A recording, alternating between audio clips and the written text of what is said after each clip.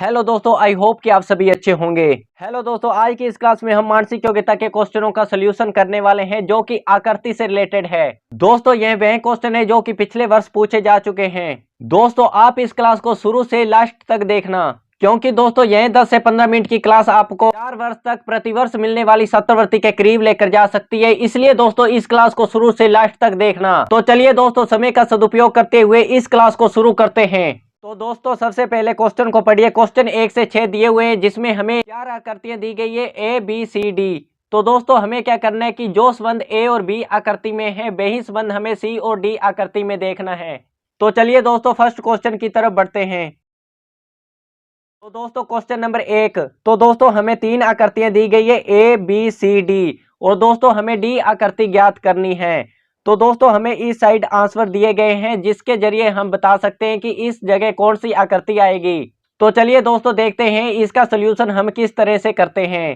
दोस्तों जैसा कि मैंने बताया कि ए और बी आकृति के अंदर जो संबंध है वही संबंध सी और डी आकृति के अंदर होगा। दोस्तों सबसे पहले हम ए और बी आकृति को देखते हैं। दोस्तों दोनों साइड वृत्त दिए हुए हैं। दोस्तों आप इनके वृत्त के अंदर की आकृति को देखते हैं तो यहाँ पे त्रिभुज है और यहाँ पे आयत बन रहा है। यानी दोस्तों त्रिभुज के अंदर 3 भुजाएं है और आयत के अंदर 4 भुजाएं है, यानी प्लस 1 भुजा हो रही है।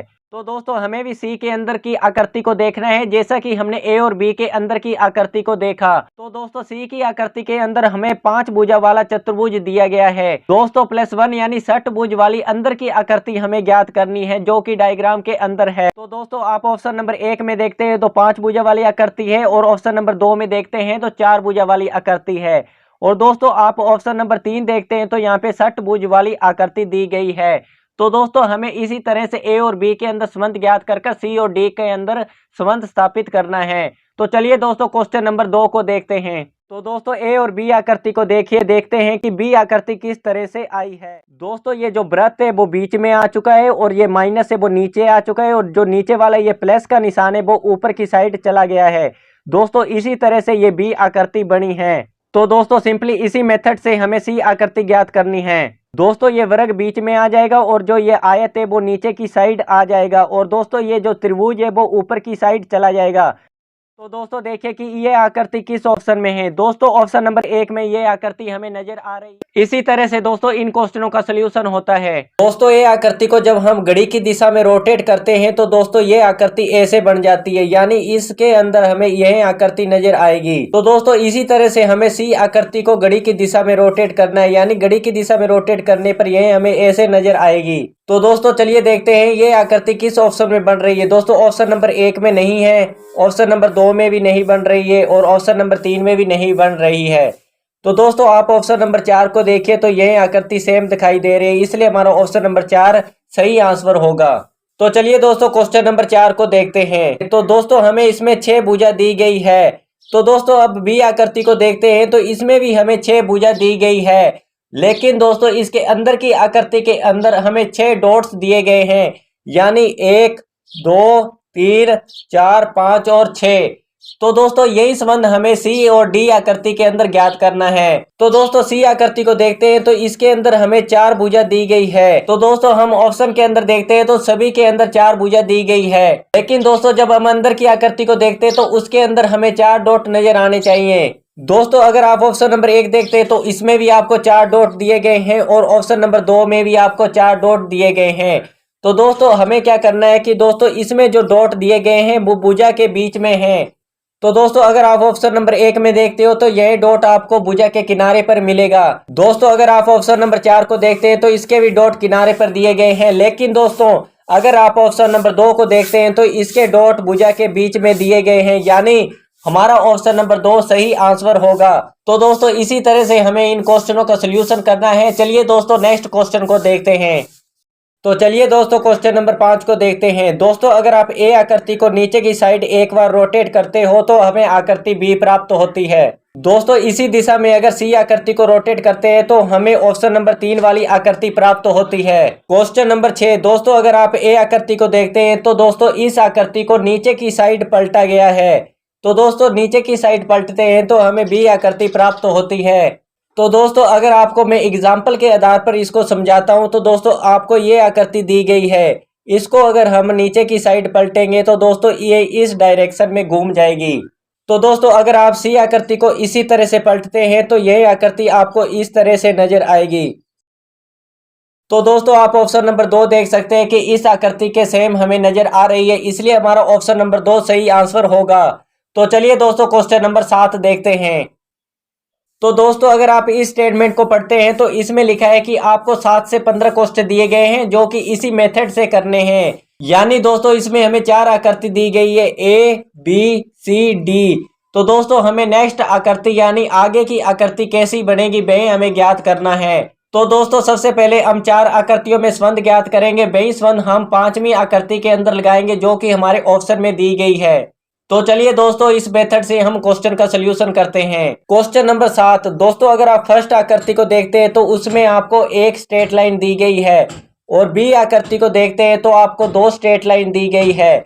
अगर आप सी आकृति को देखते हैं तो 3 स्ट्रेट लाइन और डी आकृति में 4 स्ट्रेट लाइन और नेक्स्ट आकृति के अंदर आपको 5 स्ट्रेट लाइन होनी चाहिए। तो चलिए दोस्तों क्वेश्चन नंबर 7 को देखते हैं। तो अगर दोस्तों आप आकृति ए को देखते हैं तो इसमें आपको एक स्ट्रेट लाइन दी गई है जिसके ऊपर एक डॉट लगा है। दोस्तों अगर इसी आकृति को आप बी में देखते हो तो इसकी फर्स्ट आकृति के अंदर यह डॉट बीच में है। तो दोस्तों अगर सी आकृति में देखते हो तो इसकी फर्स्ट स्ट्रेट लाइन के अंदर यह डॉट वापिस ऊपर की साइड और डी आकृति के अंदर यह डॉट बीच में आ जाता है और नेक्स्ट आकृति के अंदर यह डॉट ऊपर की साइड होगा। यानी दोस्तों अगर आप ऑप्शन में देखते हो तो फर्स्ट स्ट्रेट लाइन के ऊपर डॉट होना चाहिए। तो दोस्तों आप ऑप्शन नंबर 2, ऑप्शन नंबर 3 और ऑप्शन नंबर 4 में देखते हो तो फर्स्ट स्ट्रेट लाइन के ऊपर डॉट है, यानी ऑप्शन नंबर 1 हमारा सही आंसर नहीं होगा। तो चलिए दोस्तों फिर से हम इसी मेथड को दोहराते हैं। तो दोस्तों अगर आप बी आकृति में देखते हो तो जो सेकेंड स्ट्रेट लाइन है उसका डॉट ऊपर की साइड है और जो सी आकृति है उसमें डॉट बीच में है और डी आकृति में डॉट ऊपर की साइड है। तो दोस्तों नेक्स्ट आकृति के सेकंड स्ट्रेट लाइन को देखते हैं तो उसका डॉट बीच में होना चाहिए। दोस्तों हमें 2 ऑप्शन में दिखाई दे रही है, ऑप्शन नंबर 2 और ऑप्शन नंबर 4। तो दोस्तों ऑप्शन नंबर 2 में यह बीच में है और ऑप्शन नंबर 4 में भी बीच में है, तो इसलिए हमारा ऑप्शन नंबर 3 नहीं होगा। दोस्तों इसी तरह से ऑप्शन कटने पर यह आंसर निकलेगा। तो चलिए दोस्तों फिर से हम इसे दोहराते हैं। तो दोस्तों अगर आप सी आकृति की थर्ड स्ट्रेट लाइन को देखते हैं तो इसका डॉट ऊपर की साइड है। डी आकृति की थर्ड स्ट्रेट लाइन को देखते हैं तो इसका डॉट बीच में है। यानी दोस्तों जो नेक्स्ट आकृति होगी उसकी थर्ड स्ट्रेट लाइन में ऊपर की साइड डॉट होगा। यानी दोस्तों आप ऑप्शन नंबर 2 और ऑप्शन नंबर 4 की थर्ड स्ट्रेट लाइन को देखते हो तो ऊपर की साइड डॉट दिया गया है। लेकिन दोस्तों अगर आप ऑप्शन नंबर 4 को देखते हैं तो उसकी जो थर्ड स्ट्रेट लाइन है उसके बीच में भी आपको डॉट नजर आएगा, बल्कि हमें ऊपर की साइड डॉट होना चाहिए, इसलिए हमारा ऑप्शन नंबर 2 सही आंसर होगा जो कि नेक्स्ट आकृति बनेगी। तो चलिए दोस्तों क्वेश्चन नंबर 8 को देखते हैं। तो दोस्तों इस क्वेश्चन में क्या करना है कि दोस्तों अगर आप ए आकृति में देखते हैं तो यह तीर का निशान है। तो दोस्तों अगर यही आप बी आकृति में देखते हो तो यह तीर का निशान यहाँ पर है। तो दोस्तों इसमें क्या हो रहा है कि यह जो तीर का निशान है वो इस दिशा में आ रहा है और इसको उल्टा कर कर लिखा गया है। तो दोस्तों अगर आप इस आयत को देखते हैं तो यह किस में चेंज हो रहा है, वृत्त के अंदर। इसी तरह से दोस्तों अगर आप सी आकृति में देखते हैं तो यह जो वृत्त है वो इस साइड आ रहा है, यानी यहाँ पर दोस्तों वृत्त बनेगा और उसको अगर उल्टा करेंगे जो तीर का निशान ऐसे है वो इस साइड हो जाएगा। तो दोस्तों अगर आप इस तीर के निशान को देखते हैं तो यह किस में चेंज हो रहा है, एक त्रिभुज में। तो दोस्तों जो भी आकृति चेंज हो रही है वो कोई नई आकृति चेंज हो रही है, ना कि रिपीटेड में चेंज हो रही है। इस चीज को आप याद रखिए। तो दोस्तों आकृति डी को देखते हैं तो दोस्तों सी आकृति में देखने पर पता चलता है कि जो त्रिभुज है वो इस साइड में आ रहा है जैसे कि पिछली आकृति के अंदर आया था। तो दोस्तों यह इस साइड आकर इसको उल्टा कर दिया गया है, यानी इस तरह से।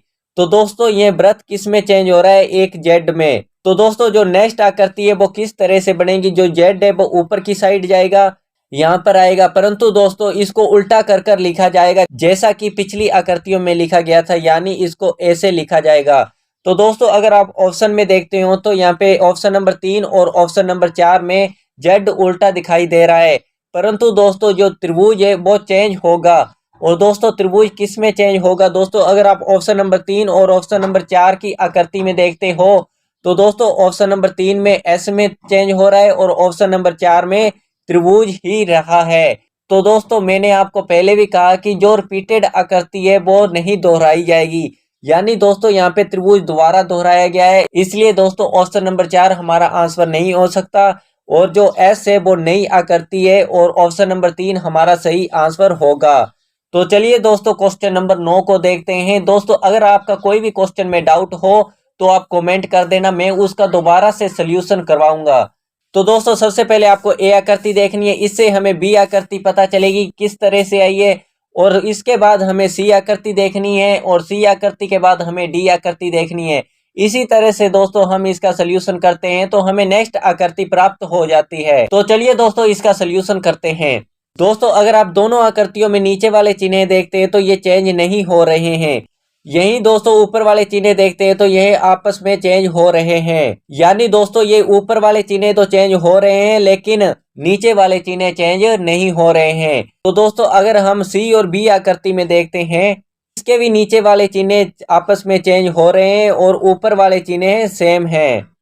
तो दोस्तों इसी तरह से हम अगर डी आकृति को देखते हैं तो दोस्तों जो यह चिन्ह है वो आपस में चेंज हो रहे हैं और जो ऊपर वाले चिन्ह हैं वो आपस में चेंज नहीं हो रहे हैं।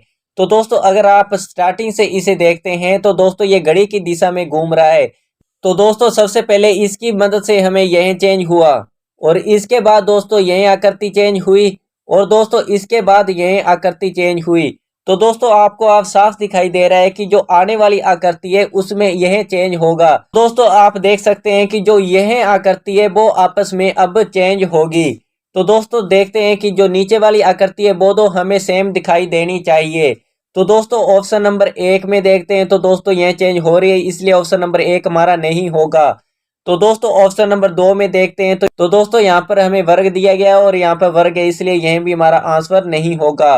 तो दोस्तों ऑप्शन नंबर 3 में देखते हैं तो यह आकृति हमें सेम दिखाई दे रही है, जैसा कि हमने जाना कि यह आकृति चेंज नहीं होगी और जो ऊपर वाली आकृति है वो चेंज होगी।